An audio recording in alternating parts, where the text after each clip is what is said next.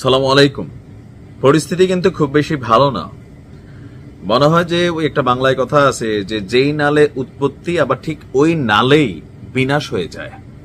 Doctor Mohammad ইউনূসের জন্য এখন যে পরিস্থিতি তৈরি হচ্ছে, এনসিপি কি সেই নাল যেই নাল তাকে অপমানিত করবে, যেই নাল তাকে বিনাশ করে ছাড়বে? বিষয়টা কিন্তু ওইরকমই চলে যাচ্ছে ভাই। প্রায়োরিটি, মানুষ ব্যক্তি জীবনে একটা জিনিস পছন্দ করে, প্রায়োরিটি। আপনি যদি প্রায়োরিটি একজন থেকে কেড়ে নেন তখন তার কাছে ভাল লাগে না, মনে হয় যে আরেকজনের প্রায়োরিটি দিচ্ছে। এখন এনসিপি আপনার আজকে হান্নান মাসুদ যে কথা বলছে, ঠিক এর কয়েক ঘন্টা পরে হাসনাত আব্দুল্লাহ যে কথা বলছে, নাসিরউদ্দিন পাটোয়ারি যে কথা বলছে, এটা কতটুকু অপমানজনক একটা কথা হইতে পারে যে একজন মানুষ হইয়া নাকি মানুষের সিজদা করে আসছে ডক্টর মোহাম্মদ ইউনূস। তো কার কথা বলছে? আজকে এনসিপির সংবাদ সম্মেলন ছিল, সেখানে বলা হয়েছে অভ্যুত্থানের পর যাকে রাষ্ট্রপ্রধান বানানো হয়েছে, কে বানাইছে? আপনারাই তো বানাইছেন। আপনাদের রিকোয়ারমেন্ট ছিল যে ডক্টর মোহাম্মদ ইউনূস ছাড়া কেউই রাষ্ট্রপ্রধান হতে পারবে না। তো ডক্টর মোহাম্মদ ইউনূস যতক্ষণ এনসিপির কথাবার্তা শুনতো, যতক্ষণ তাদের দাবি দাওয়াগুলো পূরণ করত, তারা যেটা চাইতো ঠিক ওইটাই করত, ততক্ষণ ডক্টর ইউনূস খুব ভালো ছিল। এখন বাংলাদেশে শুধুমাত্র এনসিপির সাপোর্টে বাকি যে রাজনৈতিক দলগুলো আছে তারা যদি সাপোর্ট না করে একটা সরকার কি স্থিতিশীল থাকতে পারতো না। তো সেই ক্ষেত্রে দল হিসাবে প্রথম দিকে এনসিপির সাথে ডক্টর ইউনূসের যে মিল মহাব্বত বেশি একটু ছিল, যখন ওইটা লন্ডনে গিয়েছিল প্রধান উপদেষ্টা ডক্টর মোহাম্মদ ইউনূস, সেখানে গিয়ে জনাব তারেক রহমানের সাথে যে বৈঠক হলো, সেই বৈঠকের পর থেকেই এনসিপি মনে করছে তাদের প্রায়োরিটিটা সরকার দিচ্ছে না।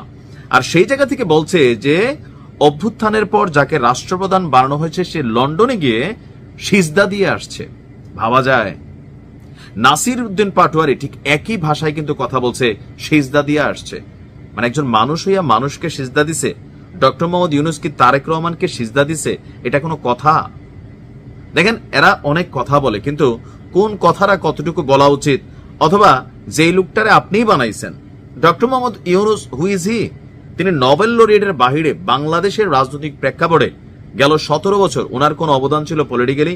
হয়তো মেটিকুলাস ডিজাইন করছেন, আন্তর্জাতিকভাবে তিনি অনেক কিছু হয়তো করছেন, কিন্তু বাংলাদেশের প্রেক্ষাপটে ডক্টর মোহাম্মদ ইউনূস কিন্তু কখনোই মানে হাসিনার আমলে কোন রকম ভূমিকা নেন নাই। যখন নিজে বিপদে পড়ছেন তখন নিছেন, এটা হচ্ছে প্র্যাকটিক্যাল। তো সেই ডক্টর মোহাম্মদ ইউনূসকে আপনারাই রাষ্ট্র ক্ষমতায় বসালেন, তারপর উনি ওনার জায়গা থেকে এখন চেষ্টা করতেছেন। চেষ্টা করার পরে এখন আপনাদের মনোভূত হচ্ছে না, এই জন্য যেই ভাষায়, একজন বলো যে গাদ্দার, আরেকজন বলো যে সেজদা দিয়ে আসছে। ভাই, এই ধরনের কথাবার্তা আসলে মানুষকে আপনাদের কাছ থেকে পছন্দ করতেছে? আজকে যদি আপনারা এই কথা অন্য একজন ব্যক্তির নিয়ে কইতেন, তাহলেও মানুষ ভাবতো যে না ঠিক আছে, তাদের মনোভূত হয় না। কিন্তু নির্বাচন তো আপনারাই করছেন, ওনাকে ইভেন লড়াই করছেন। এখন এই যে ভাষা প্রয়োগ, এই যে হুঙ্কার হুঁশিয়ারি, নির্বাচনের ঠিক আগ মুহূর্তে এসে এগুলো কিন্তু কোনোটাই পজিটিভ সাইন তৈরি করতেছে না। পরিস্থিতি খারাপের দিকে যাবে। আর আপনারা যদি ডক্টর মোহাম্মদ ইউনূসকে এইভাবে অপমানিত করেন, তাহলে বাকিরা কি করবে? আমার মনে হয় যে ডক্টর মোহাম্মদ ইউনূস খালি কোন রকমে নির্বাচনটা দিয়া এই চিপাত থেকে বের হওয়ার জন্য সর্বোচ্চ চেষ্টা করতেছে। আবার উনিও ওই যে বিচার সংস্কার নিয়ে ওনার কথাও বুঝি না, মুরব্বী মানুষ, বয়স হয়ে গেছে, এটাও একটা ইস্যু, যে কখন কি বলেন নিজেও হয়তো বোঝেন না। তো দুই একটা কথা বলে কিন্তু নিজেও একটু পেচকি লাগাই ফেলছেন। এখন আসলে কি হতে যাচ্ছে?